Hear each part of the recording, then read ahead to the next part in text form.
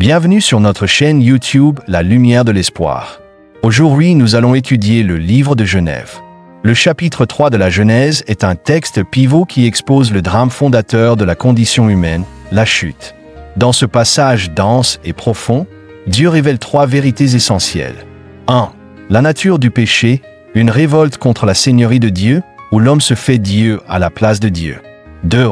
Les conséquences du péché, une rupture en cascade, avec Dieu, avec soi-même, avec les autres et avec la création. 3. La promesse du salut. Dès l'origine, Dieu annonce un Rédempteur qui écrasera le serpent. Genèse 3h15. Ce soir, nous explorons comment ce récit ancien diagnostique avec précision nos maux les plus profonds, tout en pointant vers l'unique solution. Jésus-Christ, le second Adam qui vient restaurer ce que le premier a perdu. Là où le péché a abondé, la grâce a surabondé. Romains 5h20. Genèse 3. Qu'est-ce qu'on fait là-dedans? Les services du soir cet été sont l'équipe de prédication, les différents pasteurs et le personnel. Nous traversons le livre de la Genèse, les 11 premiers chapitres, et j'arrive au chapitre 3. La dernière partie ce soir, et je vais lire ce célèbre passage. En fait, presque tout dans Genèse 1 en est extrêmement célèbre. Je lirai Genèse 3, novembre 2024. Et il dit, « Qui t'a dit que tu étais nu? As-tu mangé de l'arbre dont je t'avais ordonné de ne pas manger? » Et l'homme dit, « La femme que tu as mise ici avec moi, elle m'a donné du fruit de l'arbre, et j'en ai mangé. » Puis le Seigneur Dieu dit à la femme, « Qu'est-ce que tu as fait? » Et la femme dit, « Le serpent m'a trompé, et j'ai mangé. » Alors le Seigneur Dieu dit au serpent, « Parce que tu as fait cela, tu es maudit entre tous les animaux et toutes les bêtes des champs. Tu rempliras sur ton ventre. Et tu mangeras de la poussière tous les jours de ta vie. Je mettrai inimitié entre toi et la femme, entre ta postérité et sa postérité. Celle-ci t'écrasera la tête, et tu lui blesseras le talon. » À la femme, il dit, « J'augmenterai beaucoup tes souffrances et tes grossesses. C'est avec peine que tu enfanteras des enfants. Ton désir se portera vers ton mari, mais il dominera sur toi. » À Adam, il dit, « Parce que tu as écouté la voix de ta femme et que tu as mangé de l'arbre dont je t'avais ordonné de ne pas manger, le sol sera maudit à cause de toi. C'est avec peine que tu en tireras ta nourriture tous les jours de ta vie.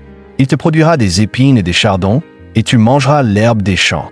À la sueur de ton front, tu mangeras du pain, jusqu'à ce que tu retournes à la terre d'où tu as été pris. Car tu es poussière, et tu retourneras à la poussière. » Adam donna à sa femme le nom d'Ève, car elle devait être la mère de tous les vivants.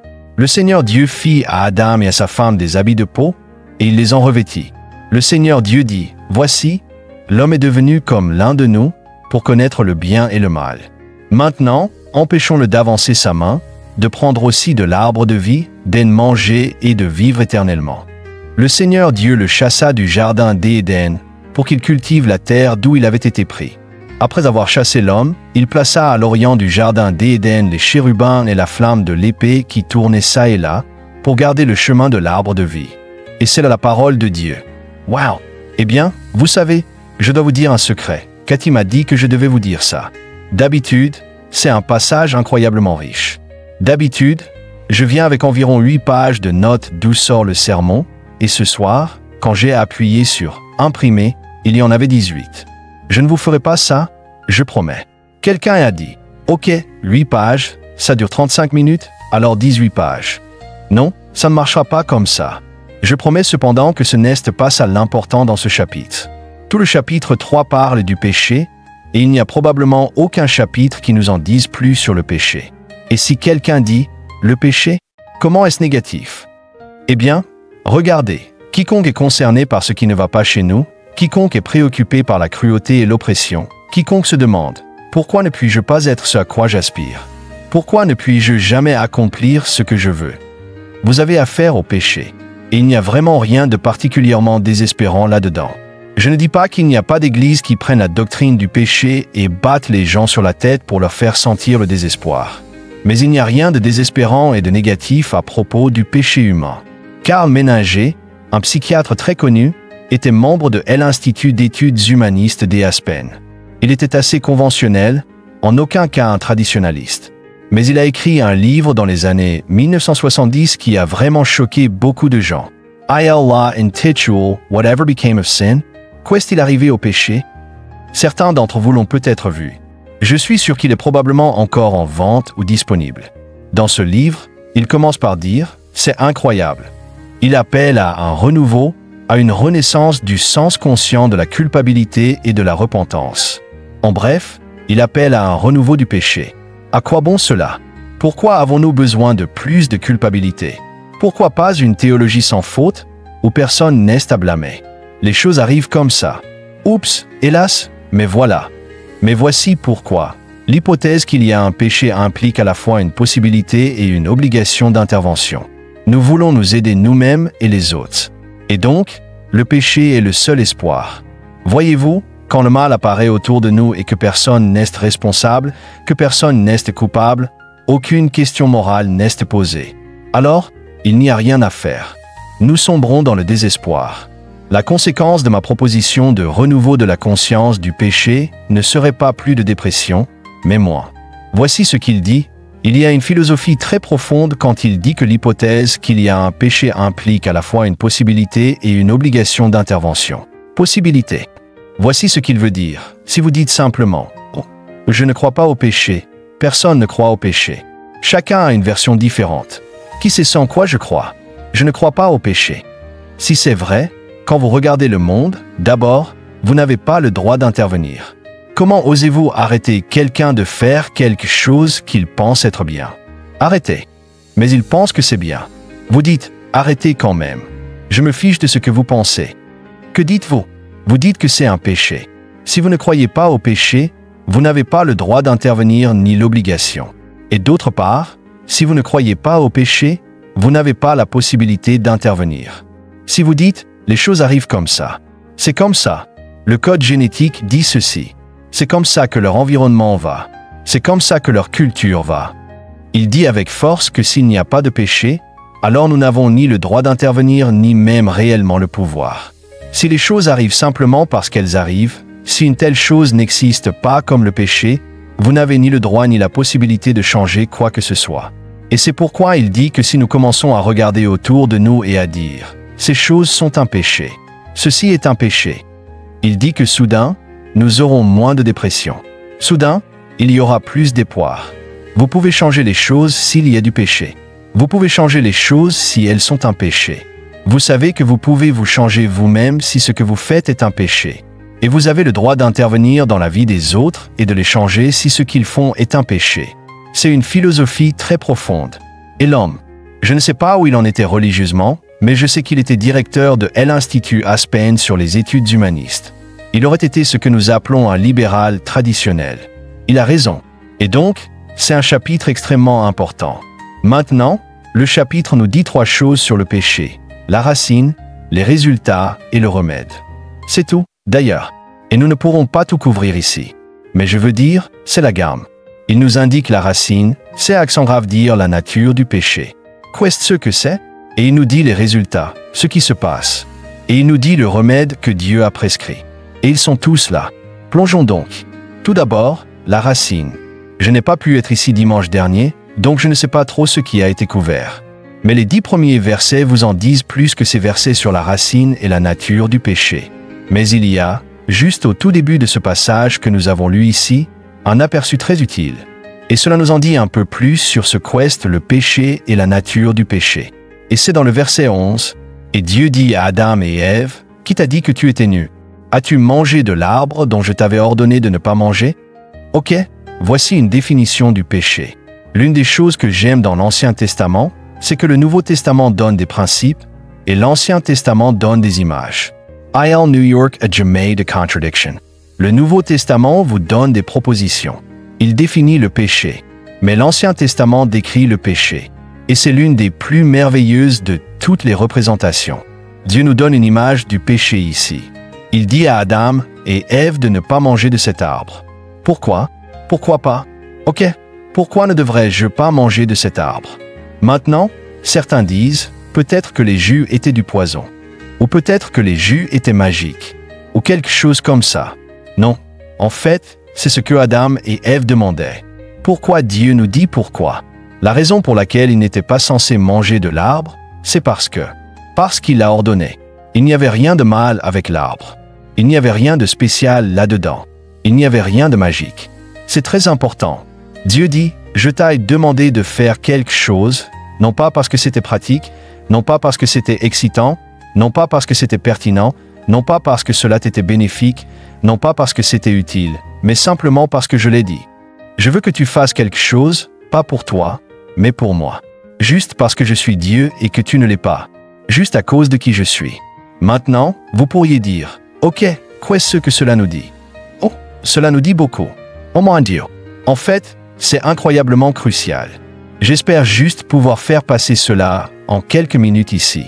Quand je lisais, et je suis toujours en train de lire un traité très célèbre de Jonathan Edwards sur la philosophie morale, intitulé La nature de la vraie vertu. Dans celui-ci, il fait une grande distinction entre ce qu'il appellerait vertu commune et vraie vertu. Vraie vertu. Quelle est la différence? Maintenant, c'est intéressant. Le mot « vertu » signifie faire quelque chose de bien. Prenons deux exemples. Enfin, prenons en juste un. Mais nous savons tous combien il est misérable de travailler dans une entreprise, ou de travailler en groupe, ou simplement de vivre entouré de gens qui ne sont ni honnêtes ni généreux.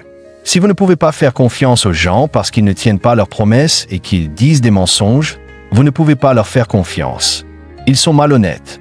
Et si vous savez aussi qu'ils sont impitoyables et qu'ils vous piétineront dès qu'ils en auront l'occasion, et que vous savez qu'ils sont peu généreux, qu'ils sont égoïstes, vous ne voulez pas travailler à côté de gens comme ça. Alors, que dirions-nous? Deux des vertus sont l'honnêteté et la générosité. Maintenant, Edwards dit, c'est très important. Edwards dit qu'il y a deux types d'honnêteté et de générosité. Deux types de vertus. Et il appelle l'une vertu commune et l'autre vraie vertu. Prenons l'honnêteté comme exemple. Dans la vertu commune, il y a deux raisons pour lesquelles vous pourriez être honnête. Two motivations. La première, soyons honnêtes, car l'honnêteté est la meilleure politique. Soyez honnêtes, sinon les choses vont mal tourner. Soyez honnêtes parce que la civilisation ne fonctionnera pas, la société ne fonctionnera pas. Soyez honnêtes au travail, car au final, vous ne voulez pas que cela pèse sur votre conscience. Soyez honnêtes parce que ça paie. En d'autres termes, la première motivation dont parle Edwards dans la vertu commune est la peur. Vous avez très peur. J'ai peur que si je mens, quelqu'un me prenne en flagrant délit. C'est une des raisons pour lesquelles les gens sont honnêtes, la peur. Maintenant, il dit qu'il y a une deuxième raison pour laquelle les gens sont honnêtes.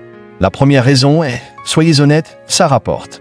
La deuxième motivation est « Soyez honnêtes parce que vous ne voulez pas être comme ces gens qui mentent ». Vous êtes une personne honnête. Vous n'êtes pas comme ces gens qui mentent et trichent. Vous n'êtes pas comme eux. Je suis le genre de personne qui dit la vérité. Je suis une personne d'honneur. Ok, quelle est la motivation là-dedans? La fierté.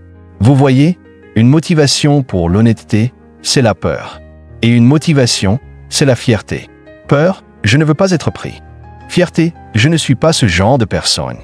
Maintenant, voici ce que dit Edwards, la plupart de la vertu dans le monde est une vertu commune. La plupart des raisons pour lesquelles les gens sont gentils, honnêtes et tout ce qui est bon, toute vertu est basée sur cela. Je le fais parce que ça me fait me sentir supérieur aux autres. Je ne suis pas comme ce genre de personne. Je suis le genre de personne qui... Oh, j'ai peur. Et Edwards dit que nous devrions être très reconnaissants pour cela. C'est une des raisons pour lesquelles le monde est un endroit vivable. Nous devrions être très heureux pour la vertu commune. Mais il dit, réfléchissez à cela une seconde. La raison pour laquelle la plupart des gens mentent, c'est la peur et l'orgueil. Mais quelle est la cause de tout mensonge? Pourquoi est-ce que vous avez déjà menti? Pourquoi y a-t-il des mensonges? Pourquoi y a-t-il? La peur et la fierté.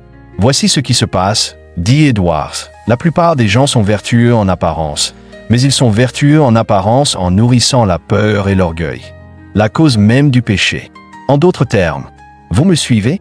Je sais que je vous dis ça, et c'est l'été, et je pensais que ça vous ferait réfléchir et transpirer. Pensez à cela autrement. En d'autres termes, la bonté de la plupart des gens est pourrie à la racine.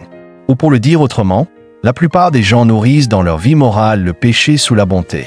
Au fil des années, vous nourrissez réellement votre péché au lieu de le traiter. Vous ne supprimez pas la peur et la fierté. Vous faites face à la peur et à la fierté. Et c'est la raison pour laquelle certains d'entre vous ici ce soir, surtout si vous avez mon âge, au moins, peut-être si vous êtes beaucoup plus jeune, cela ne vous est pas encore arrivé, mais c'est quelque part où ça va arriver. Il se trouve que vous vous considériez comme une personne décente. Vous pensiez être une personne de principe. Vous vous considériez comme une bonne personne. Et vous vous êtes retrouvé à faire des choses que vous ne pouvez pas croire. Comment ai-je pu faire ça? Je n'aurais jamais cru que je ferais ça. Je n'ai jamais cru que c'était juste. J'ai été élevé comme ça. Et soudain, vous le faites. Pourquoi? Parce que vous avez bricolé votre cœur.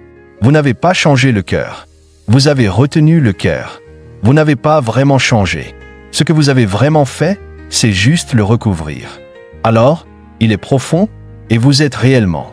Toute votre bonté et votre vertu sont uniquement externes. Et vous commencez à partir du péché lui-même. En réalité, votre bonté est pourrie à sa racine. Pourquoi? Parce que la raison pour laquelle vous êtes bon, c'est parce que ça paie pour vous. Et votre bonté est une façon de garder le contrôle de votre vie. La bonté est une façon de travailler réellement pour votre propre gloire. Maintenant, au tout début des temps, Dieu a dit « Laisse-moi te donner une définition du péché ». Il n'a pas dit « Ne mange pas de cet arbre parce que si tu manges de cet arbre, tu sais, c'est du poison. Tu auras une éruption cutanée. Ne mange pas de cet arbre parce que tu es allergique. » Il a dit « Ne mange pas de cet arbre simplement parce que je l'ai dit. Parce que je suis Dieu et que tu ne l'es pas. » Et ce qu'ils ont fait, c'est qu'ils se sont tenus là et ont dit « Eh bien, si tu ne peux pas me donner une bonne raison. » Et voyez, à la minute où ils ont commencé à dire « Pourquoi devrais-je obéir ?» Ils avaient déjà désobéi. Parce que le cœur du péché, c'est de se mettre soi-même sur le trône. Le cœur du péché, c'est de se mettre à la place de Dieu et de dire « La chose principale ici, c'est ma gloire, mon bonheur et mon programme. Et maintenant, est-ce que ça va m'arriver? » Mais à la minute où vous dites « Dois-je obéir ?» vous avez déjà désobéi. À la minute où vous dites « Dois-je pécher ou ne pas pécher ?» vous avez déjà péché. Si vous dites « Dois-je pécher ou ne pas pécher ?» comment cela va-t-il me faire paraître? Quelles seront les conséquences? Même si vous finissez par faire la bonne chose, vous avez péché. Votre bonté est pourrie à la racine. C'est pourquoi Édouard se retourne et dit « La vertu commune est toujours temporaire. Finalement, elle va exploser. » Vous restez honnête à cause de la peur et de la fierté. Mais la raison principale pour laquelle quiconque ment, c'est la peur et la fierté. Donc, vous nourrissez juste la peur et la fierté. Et vous êtes voué à être malhonnête. Vous êtes voué à être égoïste. Vous êtes voué à perdre le contrôle de vous-même. Tout ce que vous avez truqué, c'est de la vertu commune. C'est superficiel. C'est extérieur. Mais en réalité, c'est du péché. Mais la vraie vertu, c'est quoi? La vraie vertu, c'est faire la bonne chose simplement à cause de la beauté de Dieu. Simplement parce que Dieu est Dieu. Simplement à cause de qui il est. Simplement parce que vous voulez l'honorer pour sa divinité. Et si cela arrive, ce genre de vertu est une vertu profonde. Ce qui signifie que quand vous voyez la beauté de Dieu et que vous dites « Je veux juste répondre en vérité à cause de qui il est. Parce qu'il est un Dieu de vérité, je veux être une personne généreuse parce qu'il est généreux envers moi. Je veux être une personne humble parce qu'il sait humilier lui-même.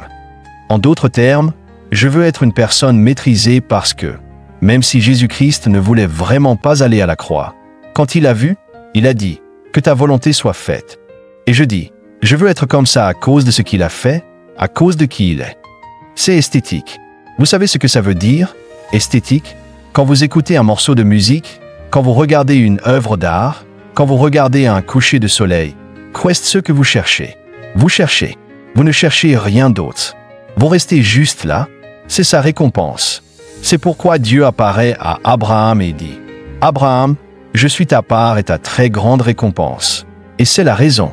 Vous voyez, Dieu regarde Adam et Ève et dit « S'il te plaît, fais quelque chose juste pour moi, parce que je l'ai ordonné. » L'arbre lui-même n'était pas mauvais. Il était mauvais parce qu'il était contre les commandements de Dieu. Maintenant, pourquoi est-ce que je vous ai dit ça? Eh bien, vous savez quoi? Appliquons cela. Je dois passer aux deux autres points, mais voilà. Appliquons cela. Quelqu'un dit « Oh mon Dieu, c'est terrible. C'est horrible. Je pensais que j'étais une personne plutôt bien. Mais bien sûr que je fais des choses par peur et par fierté. Je veux dire, je fais toutes sortes de choses par peur et par fierté. Je suis. Oh mon Dieu, c'est horrible. Pourquoi est-ce que tu m'as fait ça? Je vais vous dire pourquoi. Gardons ça simple. Laissez-moi continuer. J'ai perdu le fil. Je pensais que j'étais plutôt bien, mais je suis perdu. J'ai essayé très fort, mais je ne m'en approche même pas. Parce que j'essaie complètement de... Enfin, jusqu'à ce que vous compreniez ce qu'est vraiment le péché. Jusqu'à ce que vous disiez, bien sûr, la peur et l'orgueil sont les principales choses qui créent tout le mal dans ce monde. Et pourtant, ma vertu est fondamentalement rien d'autre que de la peur et de l'orgueil truqué.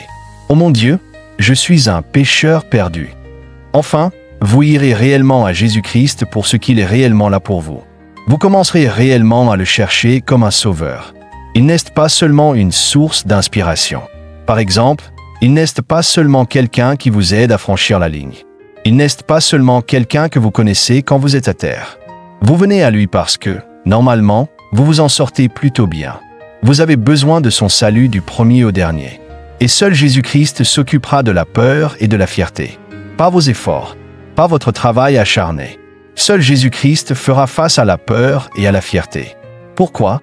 Quand vous le voyez mourir sur la croix pour vous, cela vous dit deux choses qui vous débarrassent de votre fierté. Pourquoi? Parce que vous devez être assez mauvais pour qu'il ait dû mourir pour vous. Mais cela vous débarrasse aussi de votre peur. Pourquoi?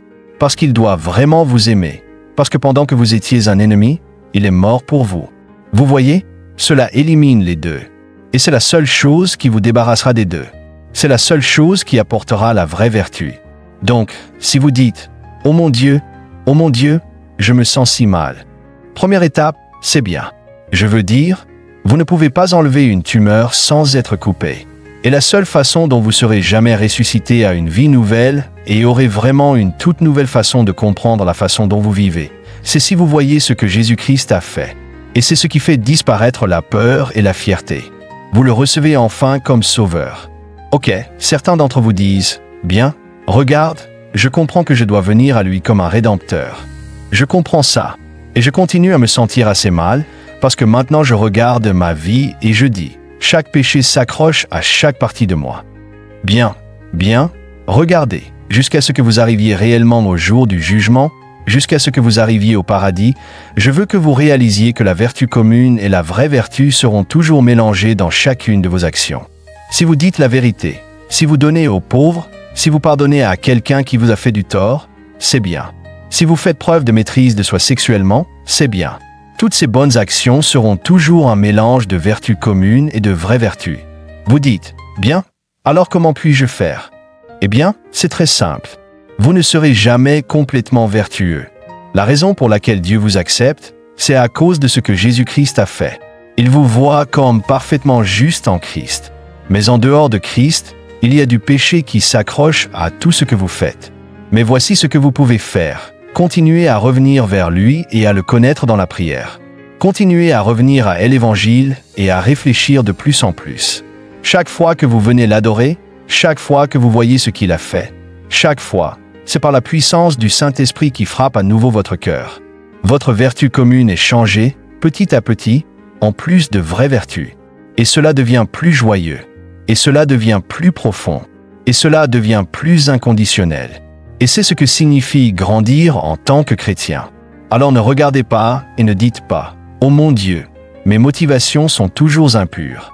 Oui, mais maintenant, le problème est que vous allez les distiller au fil des années. Vous les purifierez au fil des années. C'est ça, la croissance chrétienne. C'est ça, la croissance chrétienne. Ok, le péché ne consiste pas seulement à briser la volonté de Dieu, mais à vous mettre dans la position de juger, même sa volonté, en vous mettant à la place de Dieu. Ok, le péché, c'est faire n'importe quoi pour votre propre gloire, même si cela signifie faire de bonnes choses. Et la justice, c'est faire des choses pour la gloire de Dieu, par un sentiment de la beauté de ce qu'il est.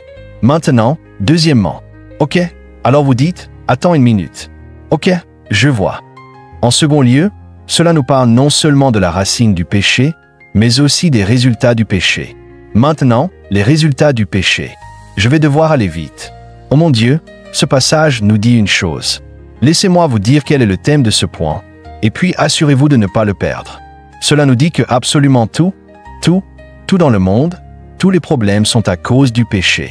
Chaque dimension de la vie a été frappée par le péché. Et l'une des choses, c'est un problème ici. J'ai au moins 7 sermons ici. Par exemple, les rôles de genre sont maudits par le péché. Regardez, vous voyez que pour la femme, il a dit « J'augmenterai beaucoup tes souffrances et tes grossesses. C'est avec peine que tu enfanteras des enfants. » Ton désir se portera vers ton mari, mais il dominera sur toi. Quelqu'un a-t-il remarqué que quand nous sommes allés? Maintenant, écoutez, il y a énormément de choses. À cette époque, à la fin du XXe siècle, tout le monde s'intéresse au genre. Ils étudient toujours le genre. Donc, ils étudient ce passage. Il y a beaucoup de choses que je pourrais vous dire ici.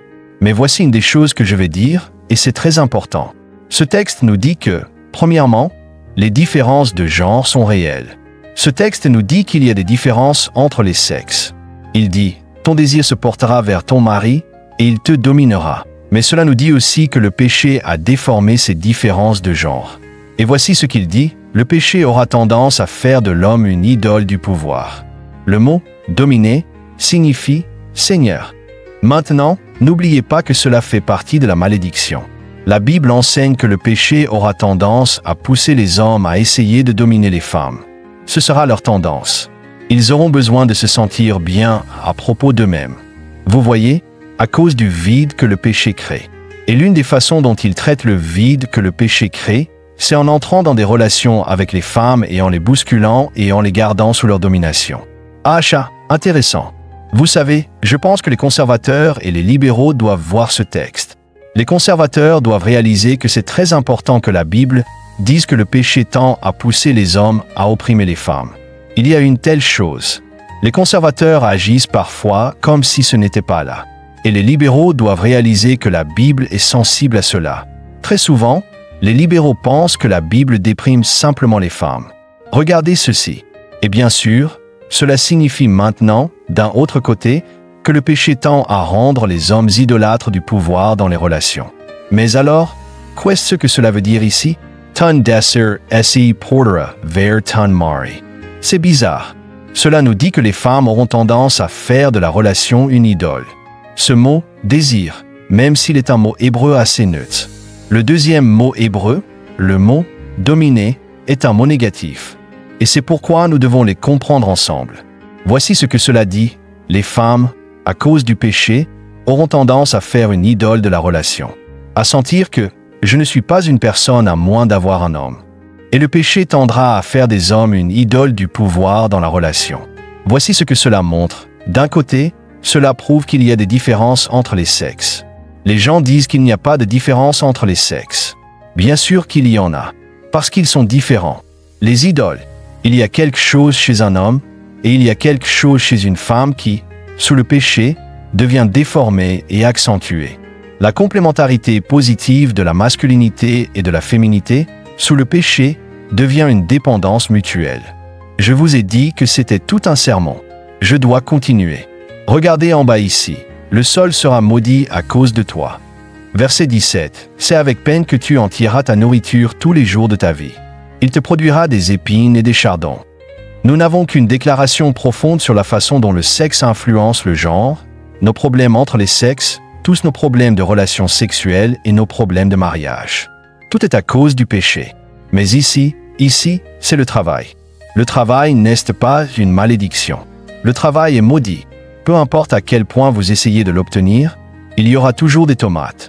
Il y aura toujours des épines.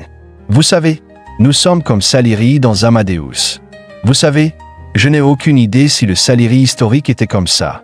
Mais dans le film, le Salieri de la pièce est maudit. C'est la malédiction qu'il puisse concevoir une musique incroyable, mais qu'il ne puisse pas la produire. Et cela fait partie de l'expérience humaine. Le péché nous rend capables d'aspirer à ce pourquoi Dieu nous a créés à l'origine. Ces choses pour lesquelles Dieu nous a créés à l'origine, nous pouvons toujours les imaginer. Mais maintenant, nous ne pouvons pas les obtenir. Voilà tout. En fait, appuyons cela. Le péché spirituel nous coupe de Dieu. Parce que vous remarquez, regardez, l'homme a dit, la femme que tu as mise ici avec moi. Nous sommes aliénés de Dieu. Nous blâmons Dieu pour tout. Adam blâme Dieu pour ce qui s'est passé. Tu connais cette femme que tu m'as donnée? Tu pensais que c'était une si bonne idée? Et regarde ce qui s'est passé. Maintenant, c'est la partie que vous voyez. Quand Dieu se montre, il se cache. Quand Dieu se montre, il blâme. Il y a une aliénation spirituelle qui est la cause du péché, ce qui signifie que nous sommes coupés de Dieu. Et deuxièmement, il y a une aliénation psychologique. Regardez le déni. Vous savez, elle dit, vas-y. Dieu dit, Adam, Qu'est-ce qui s'est passé? Et Adam, au lieu de dire franchement, j'ai péché, Adam est incapable de dire la vérité. Il est dans le déni. La femme m'a fait le faire. La femme, Ève, qu'en est-il de toi?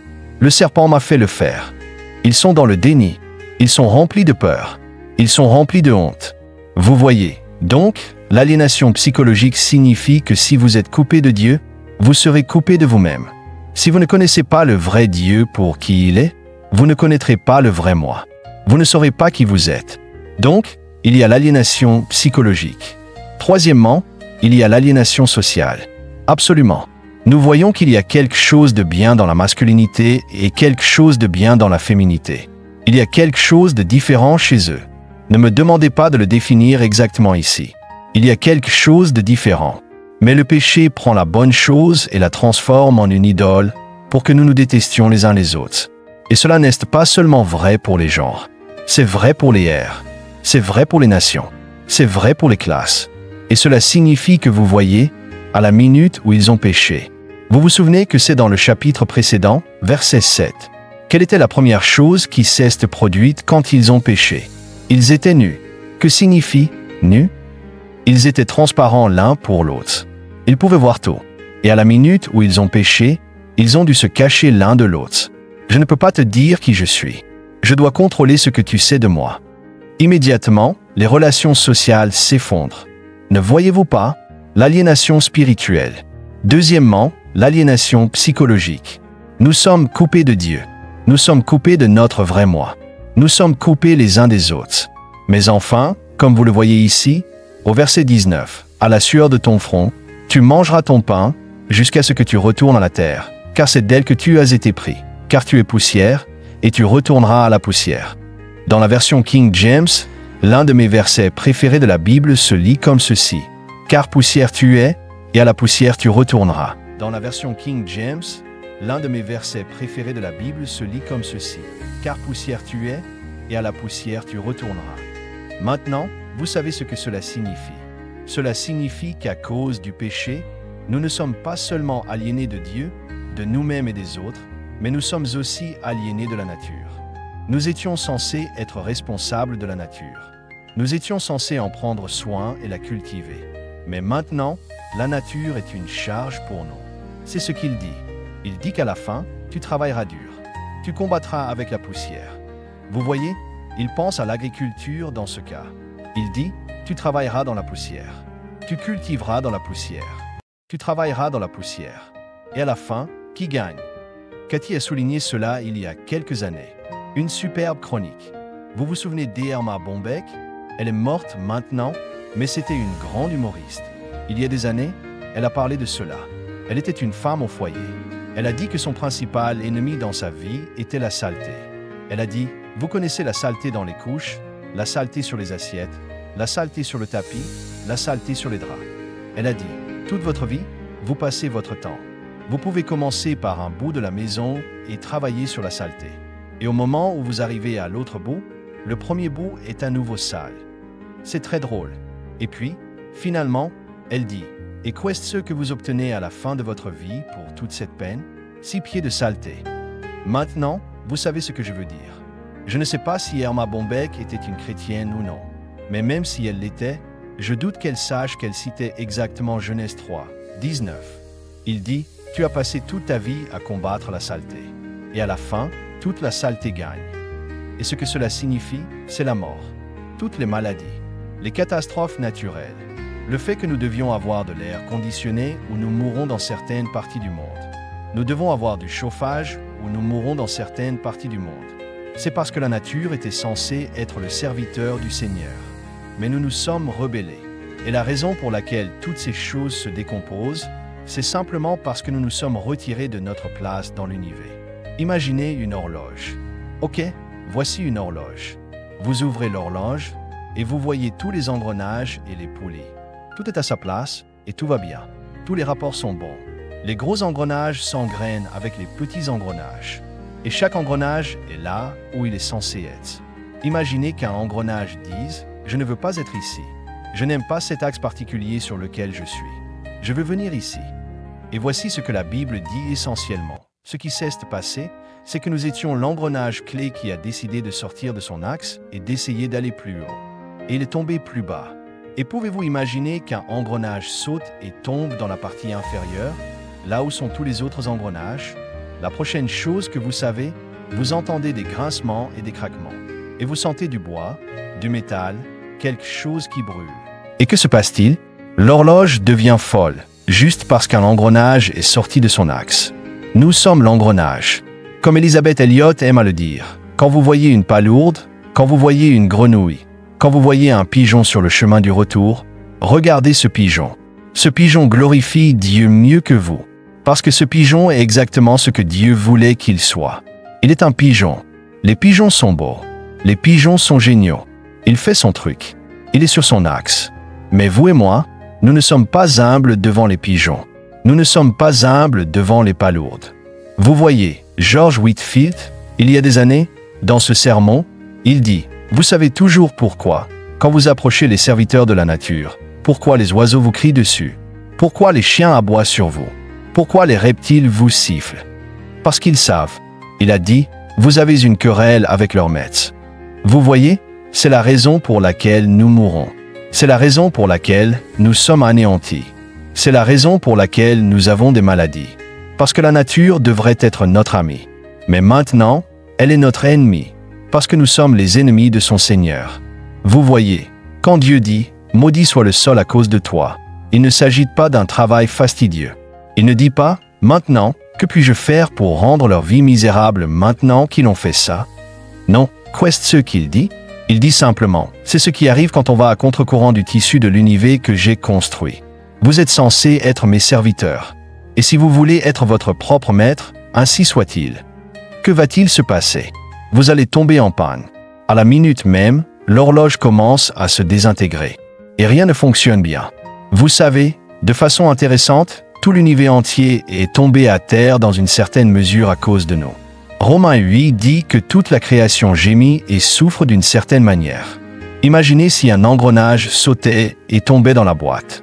Tous les autres engrenages sont endommagés. Mais le seul engrenage qui est tombé est celui qui est vraiment écrasé. Nous sommes vraiment les déchus. Mais rien ne fonctionne vraiment bien jusqu'à ce que Dieu le remette en ordre au dernier jour. Mais jusque-là, nous vivons dans la désintégration parce que nous voulons être nos propres maîtres. Mais qu'est-ce que cela signifie? Voyez, ce deuxième point. Qu'est-ce que cela signifie? Cela signifie que cela nous dit absolument tout ce qui ne va pas dans le monde. C'est à cause du péché. Et ce péché a souillé les rôles de genre. Il a souillé les relations sociales. Il a souillé le travail. Toutes les pannes spirituelles, psychologiques, sociales et physiques sont à cause du péché. Qu'est-ce que cela signifie? Cela signifie que si vous êtes un chrétien, numéro 1, à la minute où vous revenez sous la seigneurie de Dieu, vous commencez à guérir. La raison pour laquelle vous vous effondrez, c'est parce que vous êtes hors de sa seigneurie. Parce que vous êtes dehors. Vous êtes votre propre maître.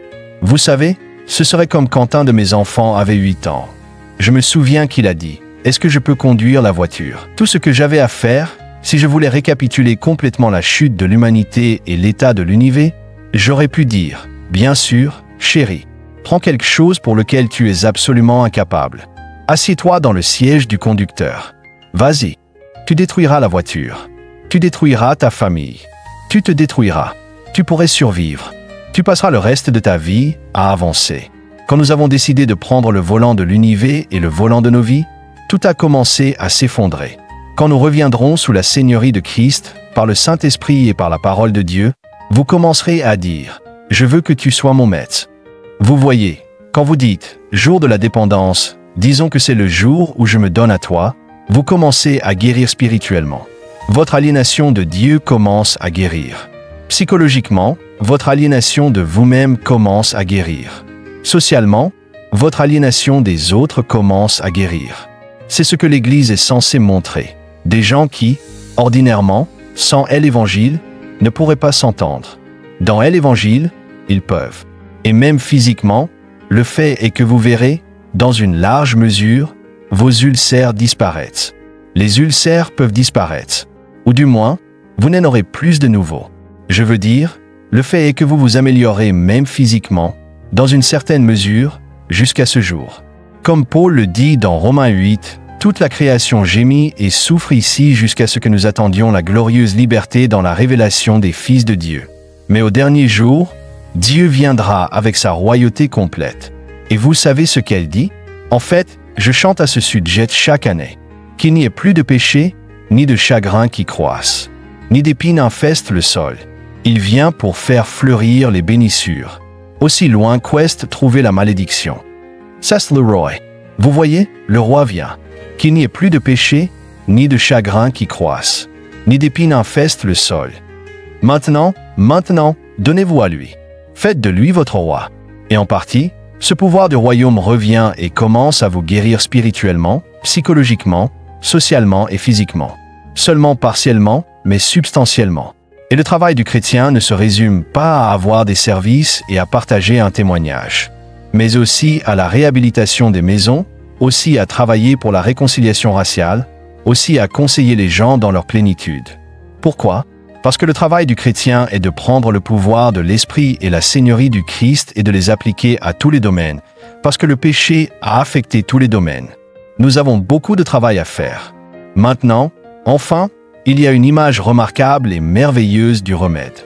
Nous ne voyons pas seulement la racine, nous ne voyons pas seulement les résultats, mais il y a une indication formidable du remède. Quel sera ce remède? Je dois être bref à ce sujet. Mais c'est tout simplement tellement excitant. D'abord, il y a la promesse du remède. Et puis, il y a la réalisation de cela. La promesse du remède est ici, au verset 15, « Je mettrai inimitié entre toi et la femme, entre ta postérité et sa postérité. Celle-ci t'écrasera la tête, et tu lui blesseras le talon. » Maintenant, l'une des choses les plus merveilleuses à ce sujet. Malheureusement, je n'ai pas de séance de questions-réponses parce que c'est l'été. Dieu se retourne vers le serpent et commence à maudire le serpent. Beaucoup de gens pensent que c'est une de ces histoires comme une sorte de vieille légende hébraïque mignonne sur la façon dont le serpent a perdu ses jambes. Maintenant, regardez, si vous ne savez pas lire des livres pour adultes, demandez simplement de l'aide. Il n'y a rien ici qui dit que le serpent a perdu ses jambes. Non, c'est très similaire à l'endroit où Dieu parle de l'arc-en-ciel au chapitre 9, verset 13. Quand Dieu dit « À partir de maintenant, l'arc-en-ciel est un signe de ma grâce », il ne parle pas du jour où l'arc-en-ciel a commencé. Il veut dire qu'à partir de maintenant, c'est ce que signifie l'arc-en-ciel. Chaque fois que vous voyez l'arc-en-ciel, pensez à cela. Et il ne dit pas ici que le serpent a perdu ses jambes. Ok? Il dit « Tu ramperas sur ton ventre ». Ok? Ça ne veut pas dire « À partir de maintenant, tu ramperas sur ton ventre ». Ce n'est pas ce qu'il dit. Oh, tu ne le faisais pas avant. Onan, tu rampiras sur ton ventre, et tu mangeras de la poussière. Pourquoi manger de la poussière est un signe du jugement. Même aujourd'hui, nous parlons de « manger ma poussière ». Vous voyez, c'est ce qu'il veut dire. Quand vous voyez le serpent rampant sur la terre, cette chose dégoûtante et glissante, quand il mange de la poussière, c'est un signe de défaite. Manger de la poussière est un signe de frustration. Et tout ce qu'il dit, c'est qu'il y aura une postérité du serpent. La postérité du serpent, ce sont tous les gens qui aiment le serpent comme Satan, qui a permis au serpent de parler. Tous ceux qui essaient de faire la même chose, se mettre à la place de Dieu. C'est la première chose qu'il dit. À partir de maintenant, je veux que tu vois, chaque fois que tu vois un serpent, c'est un signe de ma malédiction et de mon jugement sur quiconque essaie de se mettre à la place de Dieu. Mets-toi toi-même sur le trône, tu mangeras de la poussière toute ta vie. Tu seras frustré toute ta vie. Tu seras vide toute ta vie. Mais ensuite, il continue et dit, « Et je mettrai inimitié entre toi et la femme, entre ta postérité et sa postérité. Il t'écrasera la tête, mais tu lui blesseras le talon. » Une des choses que cela me dit est étonnante. Au milieu du jugement de Dieu sur le serpent et sur Satan et sur quiconque suit Satan, au milieu vient ce qu'on appelle le proto-évangile. C'est la première prédication de l'Évangile. Vous savez ce que cela me dit? Cela me dit que le jugement est l'étrange travail de Dieu. Oh, ne vous méprenez pas. Je ne veux pas dire que Dieu n'est pas saint. Bien sûr qu'il est saint, et il punira le péché. Mais Dieu est si désireux de bénir que même au milieu du jugement, il doit nous parler du remède. Et voici ce qu'il dit. Mais voici ce que je vais faire pour remédier au péché. D'abord, je mettrai inimitié entre toi et la femme, entre ta postérité et sa postérité. Maintenant, ce n'est pas en train de parler. Si vous allez dans Apocalypse 12, où il est question du serpent, du dragon, de Satan et de sa postérité, et de la femme et de sa postérité, vous saurez que ce n'est pas en train de parler du fait que Dieu dit « À partir de maintenant, les serpents et les gens se détesteront ». Ce n'est pas ça. Il dit que ce n'est pas une histoire banale sur la façon dont le serpent a perdu ses jambes et les serpents et les gens se détestent. Non, ce dont il parle, c'est que la race humaine n'aura que deux types de gens. Il y aura des gens qui suivront les conseils de Satan dans le jardin. Et il y aura des gens qui suivront le Seigneur. Et quand il est dit ici, « Je mettrai inimitié entre toi et la femme, entre ta postérité et la sienne », ça ne peut pas vouloir dire qu'il met la haine dans le serpent. Le serpent déteste déjà la femme. Et ça ne peut pas vouloir dire qu'il met la haine et l'inimitié dans les enfants du serpent, les disciples du serpent, parce qu'il déteste déjà Dieu et déteste les voies du Seigneur. Qu'est-ce que cela veut dire? Cela veut dire que, premièrement, la première étape du salut est que quand Dieu met en vous une haine pour Satan dans toutes ses voies, vous commencez seulement à sortir du moralisme, où vous détestez simplement les conséquences d'un mauvais comportement, où vous avez peur et êtes fier. Et vous passez à la position où vous détestez réellement le péché. Vous savez, William Cowper a ce grand vieil hymne que je chante souvent. Et c'est un grand hymne. C'est un endroit où il parle. Il veut changer. Et il dit, où est-il? Oui, il parle au Saint-Esprit. Il dit, Reviens, ô Saint Colombi. Reviens, doux messager du repos. Je hais les péchés qui t'ont fait pleurer. Et t'ont chassé de mon sein, mon idole la plus chère. Je sais ce qu'elle peut être. Aide-moi à la chasser de ton trône, et à ne suivre que toi. Pour conclure, ce passage de Genèse 3 révèle la racine, les conséquences et le remède du péché. Il nous montre que le péché, c'est se mettre à la place de Dieu, cherchant notre propre gloire plutôt que la sienne. Les résultats sont dévastateurs, aliénation spirituelle, psychologique, sociale et même physique. Mais au cœur de la malédiction, Dieu annonce l'espérance. Un rédempteur qui écrasera la tête du serpent. Genèse 3, 15. Jésus-Christ est la réponse à cette promesse. Par sa croix, il affronte la peur et l'orgueil qui corrompent nos vertus, et il restaure ce que le péché a brisé. En lui, nous retrouvons notre place dans l'univers, réconciliés avec Dieu, avec nous-mêmes et avec les autres. La croissance chrétienne consiste à laisser l'Évangile transformer nos motivations, pour passer d'une vertu superficielle à une vie marquée par l'adoration et l'obéissance joyeuse. Ainsi, Genèse 3 n'est pas seulement un récit de chute, mais une invitation à revenir sous la seigneurie de Christ où commence la guérison véritable. Qu'il n'y ait plus de péché ni de chagrin qui croissent. Le roi vient, Père céleste. Devant la profondeur de Genèse 3, nous nous humilions. Nous confessons que trop souvent, comme Adam et Ève, nous avons voulu être notre propre maître, préférant notre sagesse à ta parole. Merci pour ta grâce qui perce les ténèbres. Dès la chute, tu as promis le Sauveur, Genèse 3h15. Par ton Fils Jésus, brise en nous les chaînes de la peur et de l'orgueil. Rétablis en nous ton image, que nous te servions non par crainte ou fierté, mais par amour, comme des enfants rachetés. Viens guérir nos fractures. Avec toi, avec nous-mêmes, avec nos proches. Fais de nous des artisans de ta réconciliation, jusqu'au jour où tu restaureras toutes choses. Nous te le demandons au nom de Jésus, l'agneau vainqueur du serpent.